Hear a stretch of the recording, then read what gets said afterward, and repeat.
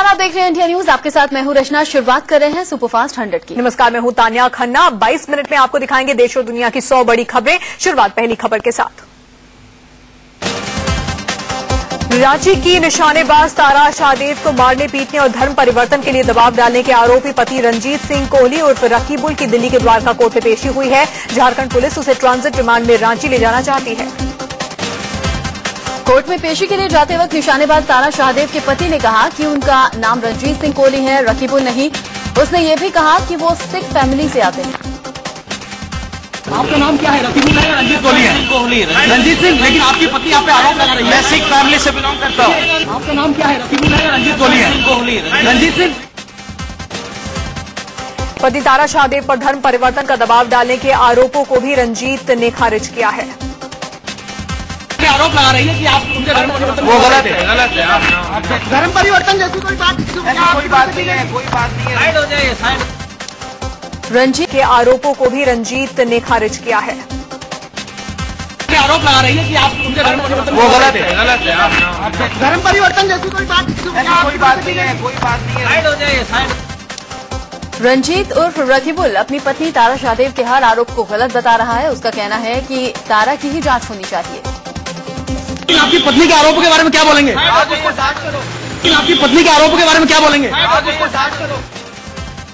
Police सूत्रों के मुताबिक पूछताछ में रंजीत ने खुलासा किया कि वो हिंदू है, लेकिन वो मुस्लिम धर्म के लोगों के संपर्क में आया, जिसके बाद कुरान पढ़ने में उसकी रुचि जागी और वो कुरान पढ़ने लगा। झारखंड के अल्पसंख्यक कल्याण मंत्री हाजी हुसैन अंसारी ने कहा है कि वो रंजीत को रकीबुल हसन कोहली के नाम से जानते हैं। रंजीत उर्फ रकीबुल हाजी हुसैन के साथ कई मौकों पर दिखा भी है। कोहली से मशहूर था वो। कोहली जानते थे, कोहली मेरा नाम रकीबुल हसन कोहली है। अच्छा, वो ही बताया उन्होंने। रांची के निशानेबाज तारा शाहदेव के पति रंजीत सिंह कोहली उर्फ रकीबुल हसन को कल रात रांची और दिल्ली पुलिस की टीम ने गिरफ्तार किया था। रंजीत के दिल्ली के पास होने की खबर मिलने के बाद रांची पुलिस ने दिल्ली पुलिस के सहयोग से गिरफ्तारी की थी। रंजीत के साथ साथ उसकी मां को भी पुलिस ने गिरफ्तार किया है। बताया जा रहा है कि रंजीत अपनी मां के साथ हरियाणा से दिल्ली आ रहा था, तभी दोनों को धर दबोचा गया। कार से लैपटॉप, कैश और कई दस्तावेज भी मिले हैं। पुलिस सूत्रों के मुताबिक रंजीत की मां कौशल्या शादी के वक्त मुस्लिम थी, तब उनका नाम कौसर था और फिर उन्होंने हिंदू धर्म अपना लिया। अब उसके पति की मौत हो गई है तो उसने फिर से इस्लाम कबूल कर लिया है। रंजीत की गिरफ्तारी के बाद उसकी पत्नी तारा शाहदेव ने पुलिस की कार्रवाई पर ही सवाल उठाए हैं। तारा ने कहा कि पुलिस ने उसे पूरा मौका दिया ताकि वो सारे सबूत मिटा सके।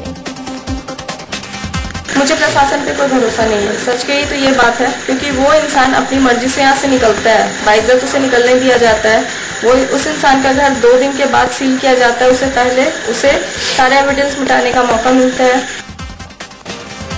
हालांकि झारखंड के डीजीपी राजीव कुमार ने तारा के आरोपों को खारिज कर दिया है। उन्होंने कहा कि जैसे ही तारा ने शिकायत की, कार्रवाई शुरू हो गई थी। जैसे हम लोगों को जानकारी मिली है, उसका सेकेंड डे हम लोगों ने उसका 164 स्टेटमेंट हम लोगों ने रिकॉर्ड कराया है। उसके बाद हमने जितने भी उसके यहाँ पे जो प्रॉपर्टीज थी, 3 फ्लैट्स उसको सीज करा गया, उसको वहाँ सर्च करा गया, उसकी गाड़ियां थी उसको जब्त करा गया है। झारखंड पुलिस के डीजीपी राजीव कुमार ने कहा कि अब तो जो दस्तावेज मिले हैं उसके मुताबिक तारा के पति का नाम रंजीत सिंह कोहली ही है। अभी तो ये नहीं आई है, जितने भी हमारे पास डॉक्यूमेंट हम लोगों ने सीज करे हैं उसमें उसका नाम रंजीत सिंह कोहली है। तो अभी तक तो ऐसी बात प्रमाणित नहीं हो पाई। हमारा अनुसंधान अभी प्रारंभिक चरण में ही है। इसके पहले तारा शाहदेव के पति रंजीत सिंह कोहली ने पुलिस को खत लिखकर सभी आरोपों को खारिज किया था। रंजीत का यह भी आरोप है कि तारा ने 15 लाख रुपए मांगे थे, जो नहीं देने पर बवाल मचाया गया। दरअसल निशानेबाज तारा शाहदेव ने आरोप लगाया था कि रकीबुल ने खुद को रंजीत कोहली बताकर शादी की और बाद में इस्लाम अपनाने का दबाव डाला। नहीं मानने पर उसकी बेरहमी से पिटाई की गई। दिल्ली की एक नाबालिग लड़की को अगवा करके उसके मेरठ में गैंगरेप का मामला सामने आया है। लड़की ने बताया कि बाजार जाते वक्त 4 लड़कों ने उसे कार से अगवा कर लिया और जान से मारने की धमकी देकर मेरठ ले गए। पुलिस ने केस दर्ज कर लिया है। दरअसल 19 अगस्त को लड़की को अगवा किया गया था। घरवालों ने पड़ोस में ही रहने वाले लड़के दिनेश पर अपहरण का शक जताया था। लड़की ने भी दिनेश और उसके ममेरे भाई के साथ 2 और लड़कों के खिलाफ बयान दिया है। ग्रेटर नोएडा में आरटीआई एक्टिविस्ट और आम आदमी पार्टी के नेता चंद्रमोहन शर्मा की हत्या के मामले में नया खुलासा हुआ है। पुलिस का दावा है कि वो कार में जलकर मरा नहीं, बल्कि एक लड़की को लेकर फरार हो गया था। कर्नाटक पुलिस ने उसे गिरफ्तार किया है। दरअसल कुछ महीने पहले ग्रेटर नोएडा के आरटीआई एक्टिविस्ट चंद्रमोहन की एक कार में जलने से मौत की खबर आई थी। चंद्रमोहन की पत्नी ने शव की शिनाख्त की थी। अब पुलिस ये भी तफ्तीश करने में जुट गई है कि वो लाश किसकी थी। दिल्ली के मालवीय नगर इलाके में एक अस्पताल की लापरवाही का मामला सामने आया है। आरोप है कि ऑपरेशन के दौरान डॉक्टरों ने पीड़ित महिला के पेट में कैंची और रुई छोड़ दी। पेट में दर्द होने के बाद जब महिला का अल्ट्रासाउंड कराया गया तो डॉक्टरों की ये करतूत सामने आई। मध्य प्रदेश में एक और रैगिंग का मामला सामने आया है। जबलपुर के तक्षशिला इंजीनियरिंग कॉलेज के एक छात्र को सीनियर्स ने रैगिंग के दौरान चाकू मारकर जख्मी कर दिया। पीड़ित छात्र को गंभीर स्थिति में अस्पताल पहुंचाया गया। कॉलेज मैनेजमेंट ने पहले रैगिंग के मामले को दबाने की कोशिश की, लेकिन बाद में मामला बढ़ता देखकर कॉलेज ने सख्ती दिखाई। कॉलेज ने तीनों आरोपी छात्रों को सस्पेंड कर दिया है। उधर ग्वालियर के सिंधिया स्कूल में बिहार के मंत्री के बेटे के साथ रैगिंग मामले में 3 छात्रों और 2 स्कूल स्टाफ को गिरफ्तार किया गया। तीनों छात्रों को जमानत पर रिहा भी कर दिया गया। रैगिंग से त्रस्त मंत्री के बेटे ने खुदकुशी की कोशिश की थी। उधर सिंधिया स्कूल के प्रिंसिपल ने प्रेस कॉन्फ्रेंस कर ऐलान किया कि आरोपी तीनों छात्रों को स्कूल से निलंबित कर दिया गया है और बाकी 2 स्टाफ को भी स्कूल से निकाल दिया गया है। सिंधिया स्कूल के प्रिंसिपल के साथ एसएफआई कार्यकर्ताओं ने धक्का मुक्की की और उनकी गाड़ी को रोकने की भी कोशिश की। ये प्रदर्शनकारी जानना चाह रहे थे कि आखिर रैगिंग के आरोपियों पर इतने दिन तक कार्रवाई क्यों नहीं की गई थी। यूपी के कन्नौज में एक स्कूल के प्रिंसिपल पर छात्रों को बुरी तरह से पीटने का आरोप लगा है। छात्रों के परिजनों ने प्रिंसिपल के खिलाफ शिकायत दर्ज करवाई है। प्रिंसिपल के मुताबिक गलत काम करने पर बच्चों को सजा दी गई। कानपुर में आईआईटी एंट्रेंस एग्जाम की तैयारी कर रहे एक छात्र ने फांसी लगाकर खुदकुशी कर ली। छात्र की लाश उसके कमरे से बरामद हुई है। सुसाइड नोट में छात्र ने लिखा है कि मम्मी पापा मैं आपसे दूर जा रहा हूं, मुझे माफ कर देना। आपराधिक रिकॉर्ड वाले नेता को मंत्री बनाया जाए या फिर नहीं, इस मामले पर सुप्रीम कोर्ट ने दखल देने से इनकार कर दिया है, लेकिन पीएम को नसीहत दी है कि दागियों को मंत्रिमंडल में शामिल न किया जाए। सुप्रीम कोर्ट ने कहा कि मंत्री बनाना पीएम का विशेषाधिकार है, जिस पर हम दखल नहीं देंगे। साथ ही सुप्रीम कोर्ट ने कहा कि सीएम भी अपनी कैबिनेट में दागी मंत्रियों को न रखें। बीजेपी संसदीय बोर्ड के वरिष्ठ नेता लालकृष्ण आडवाणी को निकाल दिया गया है। पार्टी अध्यक्ष अमित शाह ने बड़ा फेरबदल करते हुए संसदीय बोर्ड से पूर्व प्रधानमंत्री अटल बिहारी वाजपेयी और वरिष्ठ नेता मुरली मनोहर जोशी को भी हटा दिया है। बीजेपी ने वरिष्ठ नेताओं के लिए मार्गदर्शक मंडल बनाया है, जिसमें संसदीय बोर्ड से हटाए गए वाजपेयी, आडवाणी और जोशी के नाम है। साथ ही प्रधानमंत्री नरेंद्र मोदी और गृह मंत्री राजनाथ सिंह को भी मार्गदर्शक मंडल में रखा गया है। बीजेपी के इस मार्गदर्शक मंडल पर कांग्रेस ने चुटकी ली है। कांग्रेस नेता राशिद अल्वी ने कहा कि ये मार्गदर्शक मंडल नहीं बल्कि मूकदर्शक मंडल है। वो मार्गदर्शक मंडल नहीं है, वो मूकदर्शक मंडल है। ओल्ड एज होम है, ओल्ड एज होम है जिसमें इन तमाम लोगों को रखा जाएगा और ये सारे लोग मूकदर्शक बन के देखते रहेंगे कि भारतीय जनता पार्टी में क्या हो रहा है। बीजेपी संसदीय बोर्ड में 12 सदस्य रखे गए हैं। इनमें अध्यक्ष अमित शाह के अलावा पीएम नरेंद्र मोदी, गृह मंत्री राजनाथ सिंह, वित्त मंत्री अरुण जेटली, विदेश मंत्री सुषमा स्वराज, शहरी विकास मंत्री वेंकैया नायडू को शामिल किया गया है। इनके अलावा बीजेपी संसदीय बोर्ड में नितिन गडकरी, अनंत कुमार, थावरचंद गहलोत को भी जगह दी गई है। साथ ही मध्य प्रदेश के मुख्यमंत्री शिवराज सिंह चौहान और महासचिव जेपी नड्डा के अलावा रामलाल को भी शामिल किया गया है। बीजेपी केंद्रीय चुनाव समिति का पुनर्गठन किया गया है। इसमें अमित शाह, नरेंद्र मोदी, राजनाथ सिंह, अरुण जेटली, सुषमा स्वराज, वेंकैया नायडू, नितिन गडकरी, अनंत कुमार को शामिल किया गया है। बीजेपी केंद्रीय चुनाव समिति में जो 15 सदस्य बनाए गए हैं उनमें थावरचंद गहलोत, शिवराज सिंह चौहान, जेपी नड्डा, रामलाल के अलावा जुएल उरांव, शाहनवाज हुसैन और विजया रहाटकर के नाम शामिल हैं। 4 राज्यों के राज्यपालों के नाम का ऐलान कर दिया गया है। बीजेपी के वरिष्ठ नेता कल्याण सिंह राजस्थान के राज्यपाल बनाए गए हैं, तो वहीं गुजरात विधानसभा के स्पीकर वजुभाई रधुभाई वाला कर्नाटक के राज्यपाल होंगे। वहीं वाजपेयी सरकार में मंत्री रहे विद्यासागर राव को महाराष्ट्र का राज्यपाल बनाया गया है। एक महिला को भी राज्यपाल बनाया गया है। मृदुला सिन्हा को गोवा की जिम्मेदारी दी गई है। मृदुला सिन्हा ने गोवा के राज्यपाल बनाए जाने पर बीजेपी आलाकमान को शुक्रिया अदा किया। मृदुला ने कहा कि वो खुद को इस पद के लायक नहीं समझती, लेकिन पार्टी ने जो जिम्मेदारी दी है उसे बेहतर तरीके से निभाएंगी। राजस्थान का राज्यपाल बनाए गए बीजेपी के वरिष्ठ नेता कल्याण सिंह ने कहा कि वो राज्यपाल नहीं बल्कि सेवक की तरह काम करना चाहते हैं। राजस्थान के नवनियुक्त राज्यपाल कल्याण सिंह ने राज्यपालों को लेकर बड़ा बयान दिया है। उन्होंने कहा कि सरकार बदलते ही पुरानी सरकार में नियुक्त राज्यपालों को इस्तीफा दे देना चाहिए। केरल की राज्यपाल शीला दीक्षित ने अपने पद से इस्तीफा दे दिया है। शीला ने सोमवार को गृह मंत्री राजनाथ सिंह से मिलने के बाद राष्ट्रपति को अपना इस्तीफा सौंपा। उन पर इस्तीफे का दबाव था, हालांकि उन्होंने इस बाबत कुछ कहा नहीं है। राज्यपाल पद से इस्तीफे के बाद शीला दीक्षित फिर से दिल्ली की राजनीति में सक्रिय हो जाएंगी। राजनीति में वापसी के सवाल पर उन्होंने कहा कि इस्तीफा मंजूर होने के बाद ही वो इस मामले पर कुछ कहेंगी।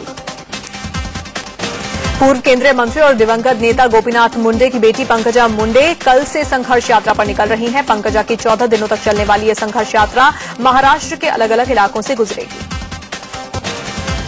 महाराष्ट्र विधानसभा चुनाव से पहले राज ठाकरे को तगड़ा झटका लगा है। एमएनएस के बड़े मुस्लिम नेता हाजी अराफात शेख ने पार्टी के सभी पदों से इस्तीफा दे दिया है। वो पार्टी के उपाध्यक्ष और वातुक सेना के अध्यक्ष हैं। मुंबई के एशियन हार्ट हॉस्पिटल में आरजेडी सुप्रीमो लालू प्रसाद यादव का आज हार्ट ऑपरेशन होने वाला है। डॉक्टरों ने उनकी जांच के बाद ऑपरेशन की जरूरत बताई थी। अस्पताल में भर्ती आरजेडी सुप्रीमो लालू प्रसाद यादव का हालचाल जाने पूर्व मुख्यमंत्री नीतीश कुमार मुंबई जाने वाले हैं। मुंबई के एशियन हार्ट हॉस्पिटल में लालू के हार्ट की सर्जरी से पहले मुलाकात होगी। बीजेपी विधायक सुरेश राणा ने भी अपनी जान को खतरा बताते हुए अपनी सुरक्षा बढ़ाने की मांग की है। सुरेश राणा ने कहा कि यूपी में उनकी जान को खतरा है। इससे पहले कल केंद्र सरकार ने यूपी की सरगना से बीजेपी विधायक संगीत सोम को जेड श्रेणी की सुरक्षा देने का फैसला किया था। खुफिया एजेंसियों ने रिपोर्ट दी थी कि संगीत सोम को जान का खतरा है। मुजफ्फरनगर हिंसा की पहली बरसी है आज। हिंसा की बरसी को लेकर मुजफ्फरनगर में पुलिस को मुस्तैद कर दिया गया है। तनाव को देखते हुए पुलिस ने मुजफ्फरनगर के कई इलाकों में सुरक्षा बढ़ाई है। अंडरवर्ल्ड से मिली धमकी के बाद शाहरुख खान की सुरक्षा बढ़ा दी गई है। शाहरुख को फोन पर जान से मारने की धमकी दी गई थी। धमकी के पीछे अंडरवर्ल्ड डॉन रघु पुजारी का हाथ बताया जा रहा है। हाल ही में शाहरुख के बिजनेस पार्टनर और प्रोड्यूसर मुरानी ब्रदर्स के घर पर फायरिंग हुई थी, जिसके बाद अब शाहरुख को धमकी मिल गई है। बताया जा रहा है कि शाहरुख की आने वाली फिल्म के ओवरसीज राइट्स को लेकर धमकी दी गई है। शाहरुख खान को मिली धमकी को मुंबई पुलिस ने गंभीरता से लिया। शाहरुख के साथ साथ कई और अभिनेताओं की सुरक्षा बढ़ा दी गई है। इनके घर के आसपास सादी वर्दी में पुलिस वाले तैनात किए गए हैं। असम के कार्बी आंगलोंग जिले में सेना, पुलिस और सीआरपीएफ के ज्वाइंट ऑपरेशन में भारी मात्रा में हथियार और गोला बारूद बरामद किए गए हैं। हथियारों में 2 AK-56 rifles, grenade launcher, 6 grenade pistols के साथ भारी मात्रा में कारतूस और मैगजीन्स भी मिले हैं।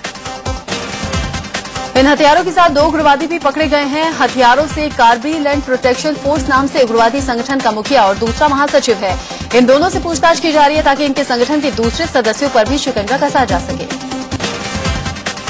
शहीद लांस नायक धर्मेंद्र कुमार को पटना में सीएम जीतन राम मांझी ने श्रद्धांजलि दी। कुपवाड़ा में आतंकियों से हुई मुठभेड़ में लांस नायक धर्मेंद्र कुमार शहीद हो गए थे। एयर इंडिया 5 दिनों के लिए 100 रुपए में टिकट बुकिंग का ऑफर दे रही है। 100 रुपए की टिकट में टैक्स अलग से दिया जाएगा। 27 अगस्त को एयर इंडिया दिवस के मौके पर इस खास ऑफर को शुरू किया जा रहा है। अब सुपरफास्ट 100 में आगे बढ़ते हैं। मेरठ से हंगामे और तोड़फोड़ की लाइव तस्वीरें सामने आई है। यहां के खरखौंदा इलाके में गुसाई भीड़ ने हापुड़ रोड पर कई गाड़ियों में जमकर तोड़फोड़ की। एक कार को तो उस वक्त निशाना बनाया गया जब उसमें 2 लोग सवार थे, किसी को चोट नहीं आई। लोगों को यह गुस्सा तब फूटा जब हापुड़ रोड पर एक ट्रक ने 2 बाइक सवारों को कुचल दिया। दोनों की मौके पर ही मौत हो गई। गुस्साए लोगों ने कई ट्रकों और टैंकर्स को भी निशाना बनाया। भीड़ ने ट्रकों पर ईंट पत्थर फेंके। पूर्वी दिल्ली नगर निगम की स्टैंडिंग कमेटी की बैठक में जमकर हंगामा हुआ। हंगामे की वजह बनी कोल्ड ड्रिंक। बैठक में लोकल कंपनी की कोल्ड ड्रिंक दिए जाने से विपक्षी पार्षदों का पारा चढ़ गया। विपक्षी पार्षदों का कहना है कि लोकल कंपनी की ये कोल्ड ड्रिंक पीने से वो बीमार हो जाते हैं। यूपी के बलिया में एक युवक की मौत पर जमकर बवाल हुआ। लोगों का आरोप है कि पुलिस की बर्बरता की वजह से युवक की जान चली गई। मुरादाबाद में बिजली कटौती से नाराज लोग मशाल लेकर रात में सड़क पर उतर आए। पंजाब के लुधियाना में ऊनी कंबल बनाने वाली फैक्ट्री में भीषण आग लगने से हड़कंप मच गया। ये फैक्ट्री शिवपुरी इलाके में है। माना जा रहा है कि फैक्ट्री में आग शॉर्ट सर्किट के चलते लगी। आग लगने की खबर पाकर मौके पर पहुंची दमकल की 6 गाड़ियों ने 1.5 घंटे की मशक्कत के बाद इस आग को बुझाया। यूपी की गोंडा में नाबालिग लड़की से गैंगरेप का मामला सामने आया है। लड़की को अकेला देखकर 2 मंजिले युवक ने अपनी बाइक पर खींचा और फिर घिनौनी वारदात को अंजाम दिया। पश्चिम बंगाल के आसनसोल में एक गोदाम में गैस लीक होने से अफरा तफरी मच गई। मध्य प्रदेश के सागर में सिलेंडर फटने से 5 लोग गंभीर रूप से झुलस गए। बिजनौर में एक स्कूल बस पलटकर गड्ढे में गिर गई, जिसमें 2 बच्चों की जान चली गई। गुजरात के गांधीनगर में करीब पुलिस की गाड़ी को एक ट्रेन ने जोरदार टक्कर मार दी। हादसे में 2 पुलिसकर्मियों और एक आरोपी की मौत हो गई। कानपुर में अंग्रेज की मूर्ति तोड़ने के आरोप में पुलिस ने एक शख्स को गिरफ्तार किया है। यूपी में बाढ़ के कारण बिगड़े हालात को अभी ठीक करने की कोशिश जारी है। 10 जिलों के 653 गांवों की 4,90,000 से ज्यादा की आबादी अभी भी सैलाब से जूझने को मजबूर है। बहराइच में 150 गांव भी बाढ़ की चपेट में हैं। हालांकि घाघरा का जलस्तर खतरे के निशान के नीचे पहुंच गया है। असम के ऊपरी पहाड़ी इलाकों में हो रही भारी बारिश के चलते सूबे के 12 जिले बाढ़ की चपेट में हैं। असम के बरपेटा, बोगाईगांव, धेमाजी, जोरहाट, लखीमपुर समेत तमाम गांव इस वक्त बाढ़ की चपेट में हैं। मुंबई में इस बार गणेशोत्सव की शोभा बढ़ाने के लिए खास मूर्ति आई है। 24 कैरेट गोल्ड से बनी भगवान गणेश की मूर्ति 5 फीट लंबी और 4 फीट चौड़ी है। भगवान गणेश की इस मूर्ति को 3 महीने की मेहनत के बाद 15 कारीगरों ने तैयार किया है। इसका वजन लगभग 40 किलो है। गुजरात के सूरत में हीरा कारोबारी के पास गणेश की 600 करोड़ की मूर्ति है, जो कि हीरे की बनी हुई है, जो चर्चा का विषय है। बेल्जियम से आए कच्चे हीरे के जत्थे में ये मूर्ति मिली थी।